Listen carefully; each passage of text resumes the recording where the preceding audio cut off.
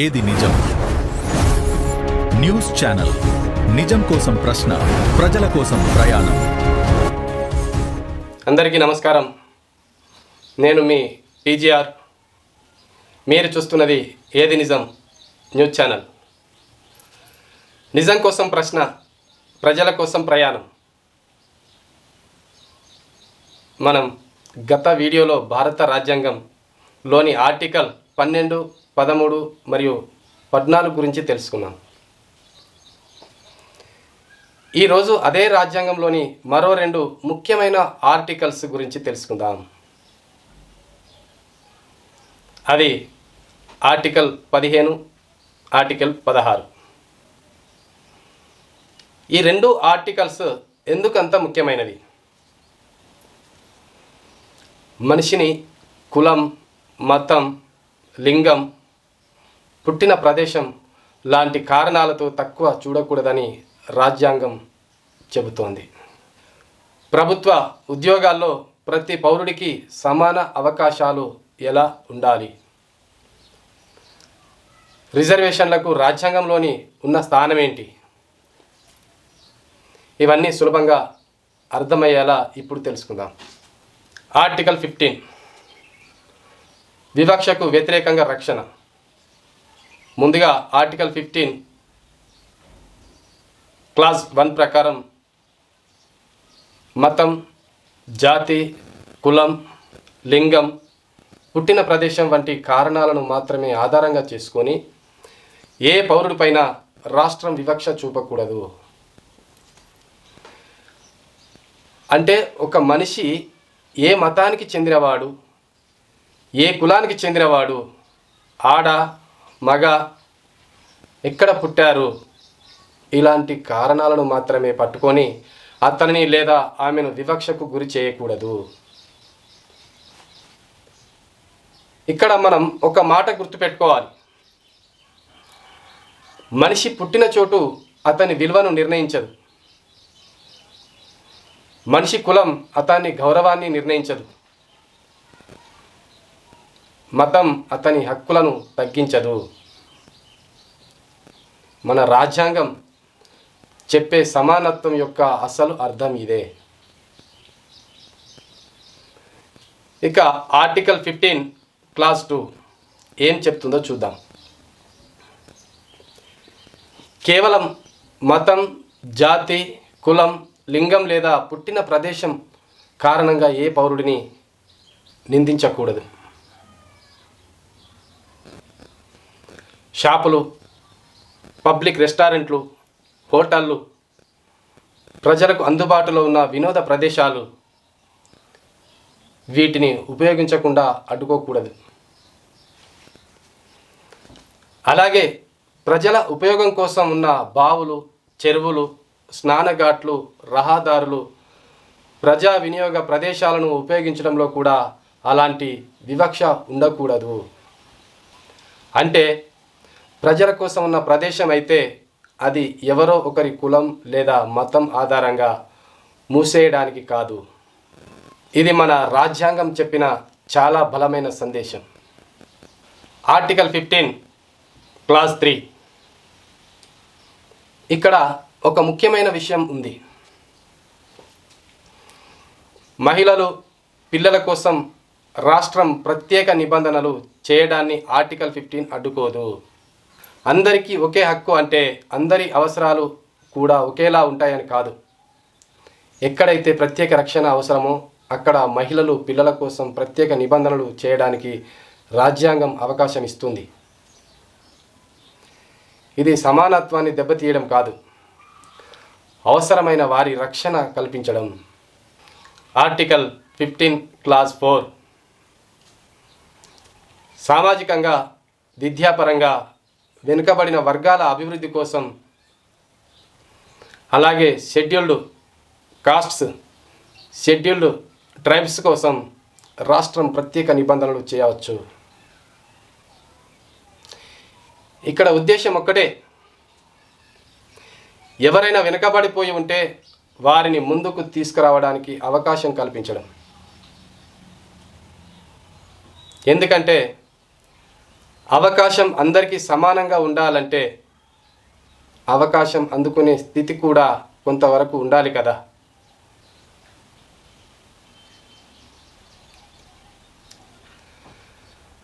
Article 15 clause 5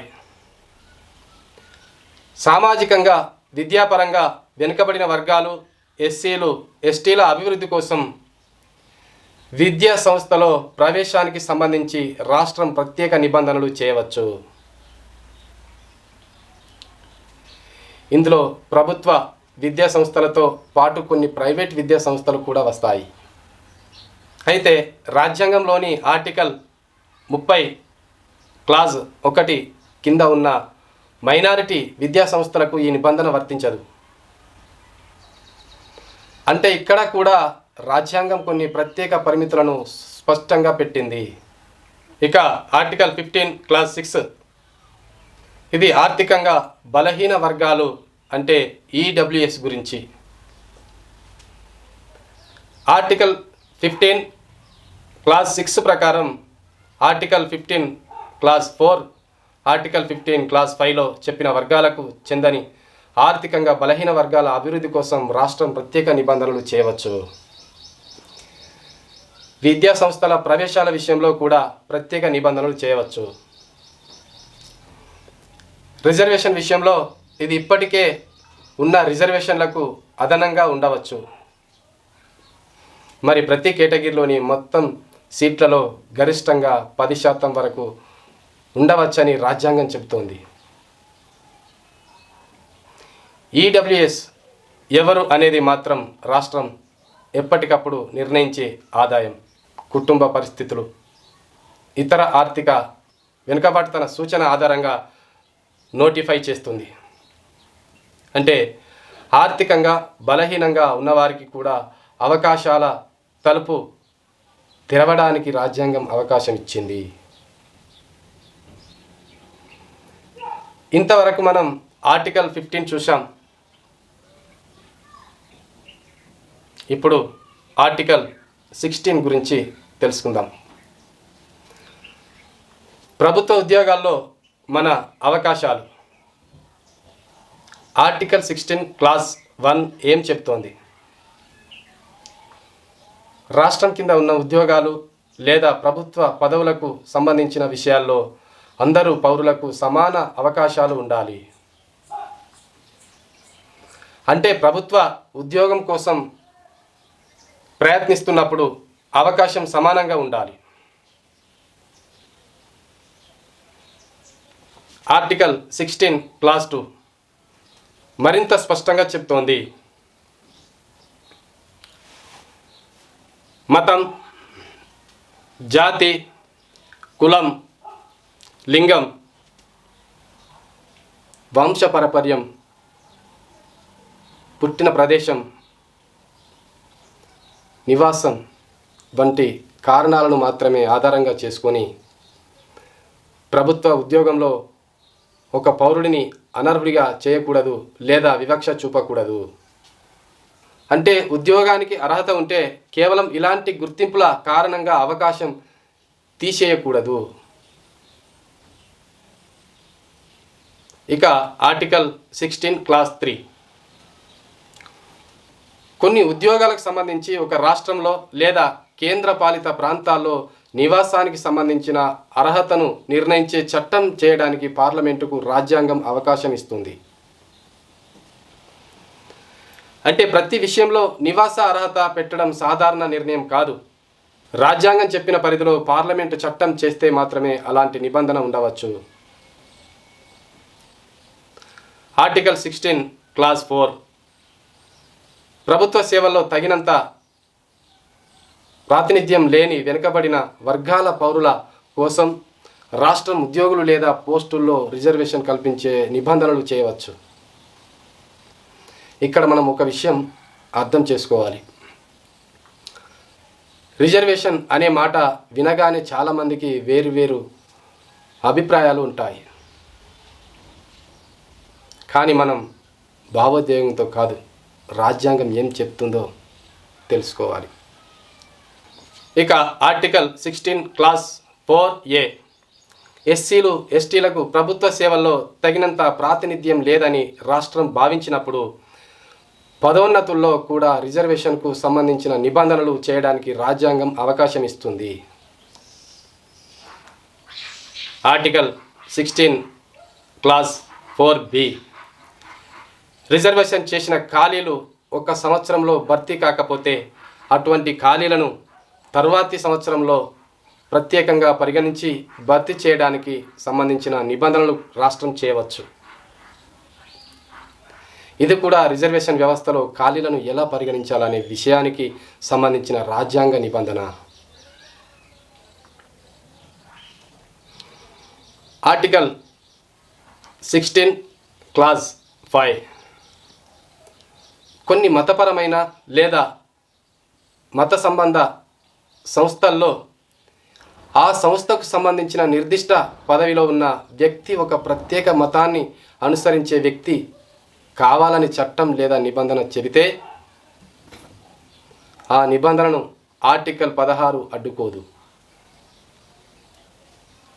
అంటే మతపరమైన సంస్థల స్వభావానికి సంబంధించిన కొన్ని ప్రత్యేక సందర్భాలను రాజ్యాంగం గుర్తిస్తోంది. చివరగా ఆర్టికల్ 16 క్లాస్ 6 ఆర్థికంగా బలహీన వర్గాలైన ఈడబ్ల్యూఎస్ కోసం ఆర్టికల్ 15 క్లాస్ 4లో చెప్పిన వర్గాలకు భిన్నంగా ప్రభుత్వ ఉద్యోగాలు లేదా పోస్టుల్లో రిజర్వేషన్ కల్పించే నిబంధనలు రాష్ట్రం చేయవచ్చు. ఇది ఇప్పటికే ఉన్న రిజర్వేషన్లకు అదనంగా ఉండవచ్చు మరియు ప్రతి కేటగిరీలోని పోస్టుల్లో గరిష్టంగా 10% ఉండవచ్చు. మిత్రులారా, ఇక్కడ మనం గమనించాల్సిన విషయం ఒకటే. ఆర్టికల్ 15 మనకు వివక్షకు వ్యతిరేకంగా రాజ్యాంగ రక్షణను చెబుతోంది. ఆర్టికల్ 16 ప్రభుత్వ ఉద్యోగాల్లో సమాన అవకాశాల గురించి చెబుతోంది. అయితే సమానత్వం అంటే అందరినీ ఒకే మాటతో చూడడం మాత్రమే కాదు, వెనుకబడిన వారికి ముందు వచ్చే అవకాశం కల్పించడం కూడా సమానత్వంలో ఒక భాగమే. మన రాజ్యాంగం గురించి తెలుసుకోవడం అంటే ఎవరినో ప్రశ్నించడం కోసం మాత్రమే కాదు. మన హక్కులు ఏంటి, మనకున్న అవకాశాలు ఏంటి, రాజ్యాంగం ఏం చెబుతోంది అనే విషయాలు తెలుసుకోవడం కోసం. మనకు తెలియని హక్కు మన చేతిలో ఉన్న ఉపయోగపడకపోవచ్చు. అందుకే రాజ్యాంగాన్ని తెలుసుకుందాం, మన హక్కులను తెలుసుకుందాం, ఇతరుల హక్కులను కూడా గౌరవిద్దాం. ఈ సమాచారం మీకు ఉపయోగపడిందని అనిపిస్తే మీ కుటుంబ సభ్యులతో, స్నేహితులతో వాట్సాప్ గ్రూపులలో షేర్ చేయండి. ఎందుకంటే మనకు తెలిసిన మంచి విషయం ఇంకొకరికి కూడా ఉపయోగపడవచ్చు. ఈ వీడియో నచ్చితే లైక్ చేయండి, మీ అభిప్రాయాన్ని కామెంట్ చేయండి. ఇలాంటి ప్రజలకు ఉపయోగపడే సమాచారాన్ని తెలుసుకోవడానికి మన ఛానల్ను సబ్స్క్రైబ్ చేయండి. నేను మీ టీజీఆర్, మీరు చూస్తున్నది ఏది నిజం న్యూస్ ఛానల్.